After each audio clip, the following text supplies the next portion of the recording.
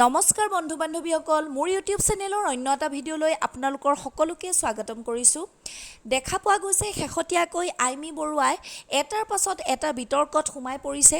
তেওঁ নিৰ্মাণ কৰি উলিয়াইছে এখন চেমখৰ চিনেমা আৰু চিনেমাখনৰ তেওঁ অত্যন্ত বিতৰ্কত সোমাই পৰিছে। তেওঁ ডিমাচা জাতিটোক অপমান কৰা বুলি দাবী কৰিছে। ডিমাচাসকলে আৱেগ অনুভূতিৰ লগত তেওঁ খেলা কৰিছে বুলি চিনেমাখনত দেখাইছে বুলি তেওঁলোকে দাবী কৰিছে। আৰু তাৰ পাছতে আইমী বৰুৱাই তেওঁৰ ফেচবুকৰ পষ্টত সকলোকে ক্ষমা বিচাৰিছে।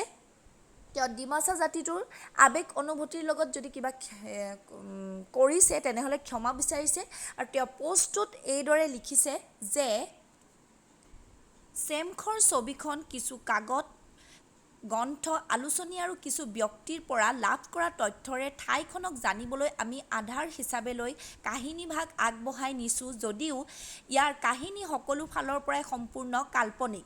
ছবিখনৰ জৰিয়তে আমি কেতিয়াও কাৰো আৱেগ স্বাভিমানক আঘাত কৰিব বিচৰা নাই, কেৱল মাত্ৰ ঠাইখিনিৰ সৌন্দৰ্য, স্থানীয় ভাষা, সাজপাৰ আদি সমাজৰ দৃষ্টি আকৰ্ষণ প্ৰয়াস কৰিছিলোঁ। তথাপিও যদি কাৰোবাক কোনো ক্ষেত্ৰত আঘাত দিছোঁ তাৰ বাবে আমি ক্ষমা প্ৰাৰ্থী। এইদৰে আইমী বৰুৱাই তেওঁ পষ্টত ক্ষমা বিচাৰিছে। ভিডিঅ'টো চাই যদি ভাল পাইছে তেনেহ'লে আমাৰ চেনেলটো লাইক, শ্বেয়াৰ আৰু ছাবস্ক্ৰাইব কৰি দিব। ধন্যবাদ।